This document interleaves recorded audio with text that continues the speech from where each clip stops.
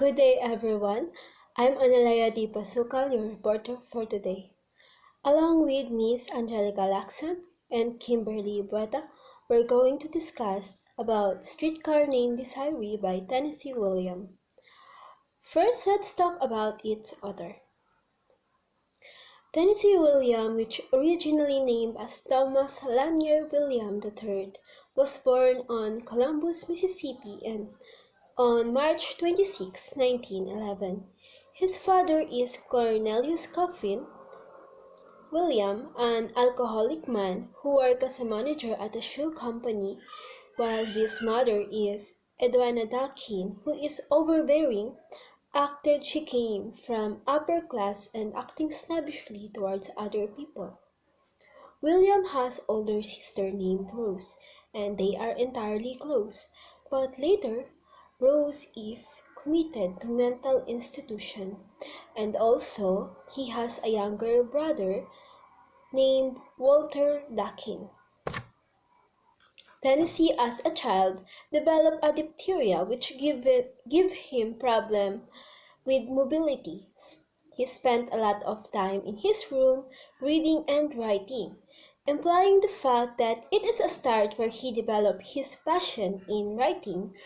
Regarding to his nickname Tennessee, it was adopted from his fraternity nickname. William found inspiration in his problematic family in most of his writing. His father, Cornelius, had a violent temper and was a man prone to use his fists, adding the fact that he is alcoholic. Good thing he is always away because of his job. The other way around is that his mother clearly lacked in an unhappy marriage, focused his overbearing attention almost entirely on her frail young son. It makes sense that he and his sibling is much closer to their mother, and numerous critics and historians mentioned that his inspiration is usually came from his dysfunctional family. William in college, specifically in junior year, is doing fine until the day he failed in a military training course. Result for him to get pulled out of school by his father, and after that he worked in an international shoe company factory. Overworked, unhappy, and lacking of success in his writing, he also suffered a nervous breakdown, and finally he left his job and decided to attend again college. So in 1987, he finally graduated and completed his degree as a his degree in English. Okay, so he graduated in University of Iowa. Then he moved to the New Orleans, LA at age of 28, changed his name into Tennessee, and came out as a gay. So this is why he failed a military course. And I can say that he's so brave as he takes courage to reveal his sexual and social identity during the time when people aren't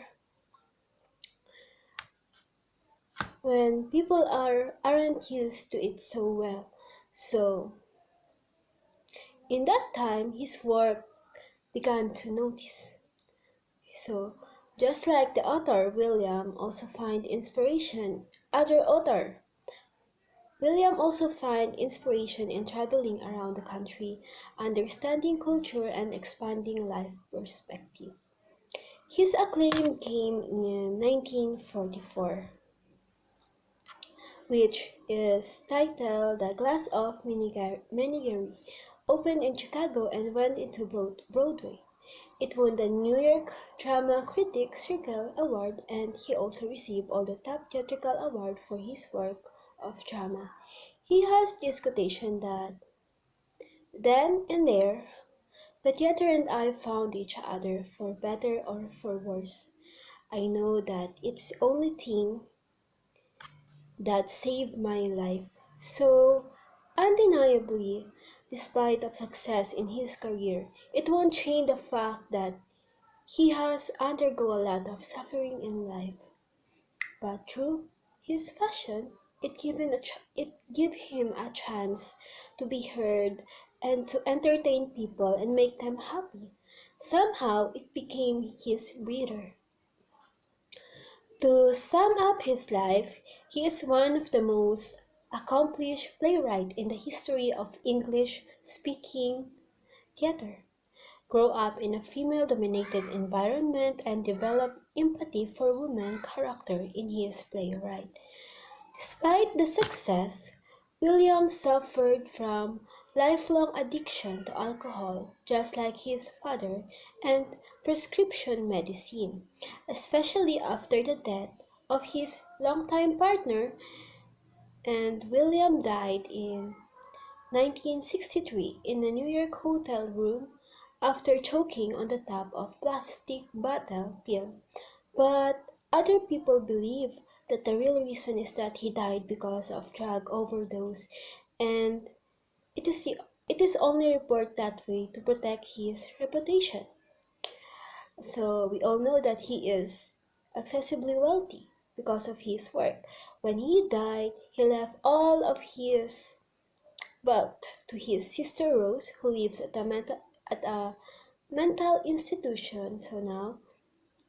So that's all. Okay, let's proceed to our main topic. So now we're going to tackle about the characters of Streetcar Named Desire. So first in the character we have Blanche de Bois, and Blanche de Bois is Stella's sister. She is an alcoholic and comes to live with Stella and Stella's husband Stanley to have some time. And her husband, who turned out to be a gay, uh, committed suicide. So Blanche de Bois is a high school English teacher in Laurel, Mississippi. So next character is Stella Kowalski. She is Blanche's younger sister and she is about 25 years old. And Stella married a low-class Stanley in New Orleans with whom she shares his roughest sexual relationship. Next character is Stanley Kowalski. He is the husband of Stella, who works as a factory part salesman, and he was known as a loyal friend and passionate to his wife and heartlessly cruel to Blanche. He also has a vicious temper. Next character is Harold Mitchell. Harold Mitchell is Stanley's army friend, a co-worker, and a poker buddy who courts Blanche until he finds out that she lied to him about her sordid past. And Mitch and Stanley are around 30 years of age. So Mitch is more sensitive and more gentleman than Stanley and their other friends. Perhaps it's because he lives with his mother who is slowly dying. And we're going to encounter some of the characters such as Eunice, Alan Gray, a young collector, Shep Huntley, Steve, Pablo, a Mexican woman, Doctor, and the nurse. So those are the characters of the Streetcar Named Desire. Good day everyone, I am Kimberly Esbeta and I will discuss the summary and analysis of the play, since Miss Analea just discussed about the author's information. So A Streetcar Named Desiree by Tennessee Williams has 11 scenes, so that I will try to make it short by discussing the salient points or the important parts of the play for us to understand it easily. So let's start. I will now proceed to the summary of the play. So the play happened in the Kowalski's apartment, which is a poor but charming neighborhood in the French Quarter. Stella, 25 years old and pregnant, lives with her husband Stanley Kowalski. It is summertime and the heat is oppressive when Blanche Dubois, Stella's older sister, arrives unexpectedly, carrying all that she owns. Blanche and Stella have a warm reunion, but Blanche has some bad news. Belle Reve, which is their family mansion, has been lost. Blanche stayed behind to take care for their dying family, while Stella left to make a new life for herself. And Blanche is clearly resentful by her sister's abandonment of the family. Blanche meets her sister's husband, Stanley, for the first time and immediately she feels uncomfortable. We learn that Blanche was once married when she was very young, but her husband died, leaving her widowed and alone. So Stanley initially distrusts Blanche, thinking that she has cheated Stella out of her share of Belle Reve. But Stanley soon realizes that Blanche is not the swindling type. But the animosity between the two still continues. Blanche takes long bath, criticizes the squalor of the apartment, and irritates Stanley. Stanley's roughness bothers Blanche as well, since he makes no effort to be gentle with her. And then one night, during a poker game, Stanley gets too drunk and beats Stella. The women go to their upstairs neighbor's apartment. But soon Stella returns to Stanley. Blanche is unable to understand Stella and Stanley's powerful and destructive physical relationship. That night she also meets Mitch, prompting an immediate mutual attraction, and the next day Stanley overhears Blanche saying terrible things about him. From that time on, he devotes himself fully to her destruction. Blanche herself has a shady past that she keeps close to the vest. During the last days of Belle Reve, after the mansion was lost, she was exceptionally lonely and turned to strangers for comfort. Her numerous amorous encounters destroyed her reputation in Laurel, leading to the loss of her job as a high school English teacher and her near expulsion from town. Tensions build in the apartment throughout the summer. Blanche and Stanley see each other as enemies, and Blanche turns increasingly to alcohol for comfort. Stanley meanwhile investigates Blanche's past and he passes the information about her sexual dalliances on to Mitch. Although Blanche and Mitch had been on track to marry, after he learns the truth, he loses all interest in her. On Blanche's birthday, Mitch stands her up, abandoning her for good. Stanley, meanwhile, caustically presents Blanche with her birthday gift, which is bus tickets back to Laurel. Blanche is overcome by sickness. She cannot return to Laurel, and Stanley knows it. As Blanche is ill in the bathroom, Stella fights with Stanley over the cruelty of his act. In the middle of their fight, she tells him to take her to the hospital, and saying the baby is coming. That night, Blanche packs and drinks. Mitch arrives unexpectedly. He confronts her with the stories of her past, and she tells him, in lurid detail, the truth about her escapades in Laurel. He approaches her, making advances, wanting what she has denied him all summer. She asks him to marry her, and when he refuses, she kicks him out of the apartment. Hours later, Stanley comes home to get some sleep, while Stella's labor continues. Blanche further antagonizes Stanley, destroying his good humor, and he responds by mercilessly destroying Blanche's illusion one by one until finally he rapes her. Weeks later, another poker game is being held at the Kowalski's apartment. Blanche has suffered a mental breakdown. She has told Stella about Stanley's assault, but Stella has convinced herself that it cannot be true. A doctor and nurse come and take Blanche away to the asylum.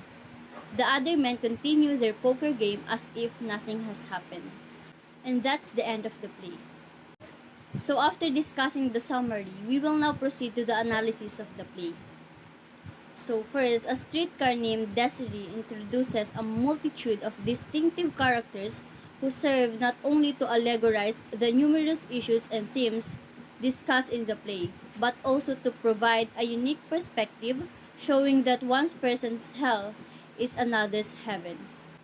How at first glance the Elysian Fields, which is the small town or avenue where this play is set, may seem like a tolerant paradise, but hides a sinister truth about families afflicted by domestic violence and lack of sensitivity. The playwright Tennessee Williams effectively introduces the themes of the gentle antebellum South, its opposing equivalent post World War II America, masculine and effeminate, and nonconformity in his play. And these themes are instrumental in influencing the characters of the play and how they shape their world. Williams vividly introduces these contrasting characters to illustrate that, to a certain degree, all characters in the play exist in their own delusion of conforming to and influencing the world around them, yet hypocritically judge Blanche for being disconnected from really and ultimately trying to do the same. Tennessee Williams expresses this irony vividly through the constructions of more sensitive, nonconformist individuals such as Blanche Dubois and Alan Gray, and those individuals who have now become part of America's new tough post-war culture. So in conclusion, Tennessee Williams effectively portrayed his characters in an effective way, introducing the theme of the influence of culture and incongruity and nonconformity within a group, and also presenting the hypocritical male-dominated society's inability to tolerate individuals carving out a place for themselves in a harsh environment to preserve their vulnerability. So that's all for the summary and analysis of the play. Thank you.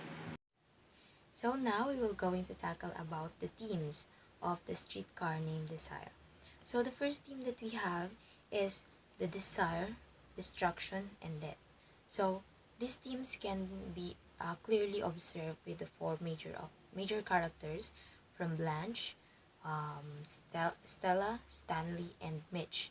So these four major characters have their own desires on different aspects, wherein it also cause or it also caused them destruction to themselves and to other people, and that also experienced by Blanche because of his past, wherein his her young husband committed suicide, and the death of their other relatives in Belle Reve.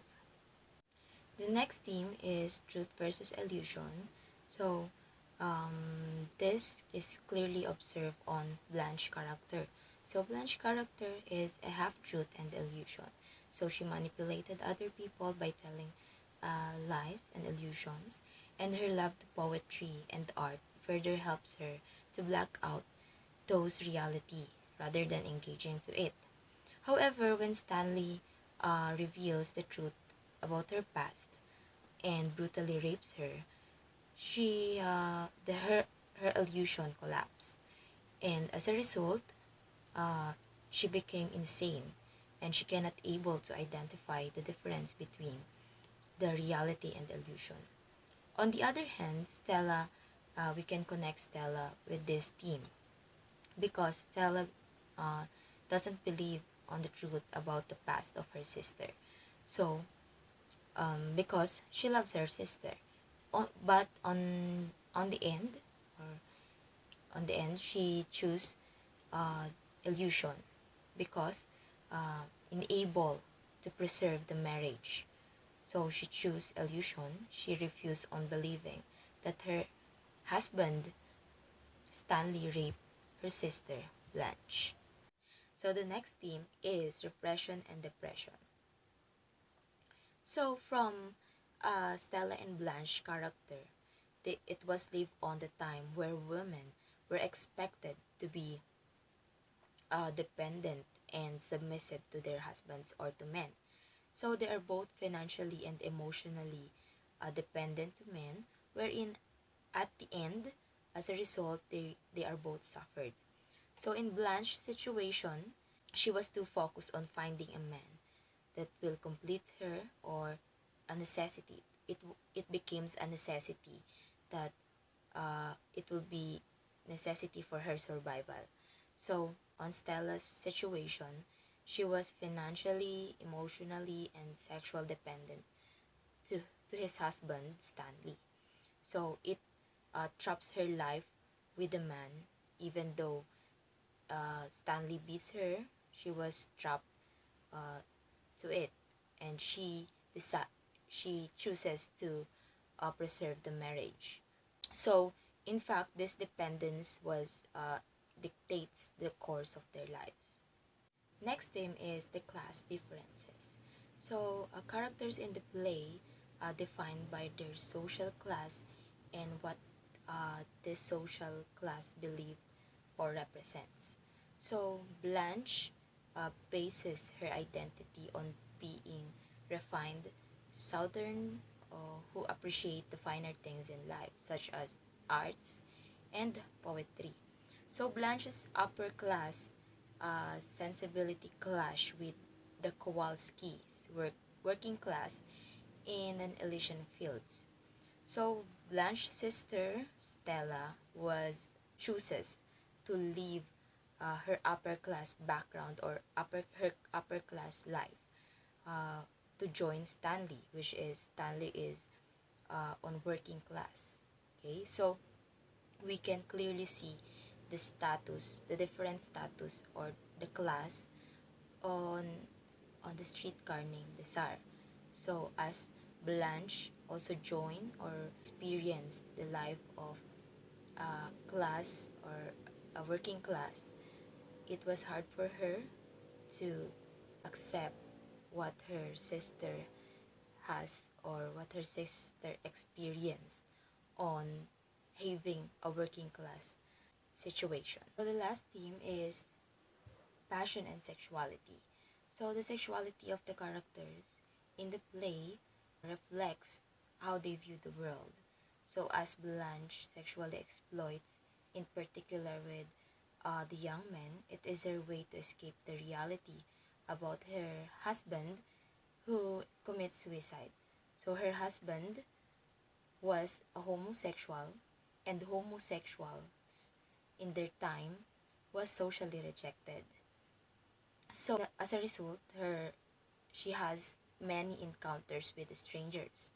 So it's also something she feels that she need to conceal, enable for her to find a new husband. So in Stanley's case, Stanley's sexuality binds him to her wife. So Stanley's sexuality also becomes his weapon. That's why she rapes Blanche in order to dominate her. However, in Stella's case, Stella's deep sexual bond with Stanley is double-edged. So it has the expression of passion for him, but also the necessity of sexual passion for Stanley. That's why that is the factor that caused uh, her to overlook Stanley's rape of her sister. So that that is the themes of the streetcar named Desire. That's all. Thank you.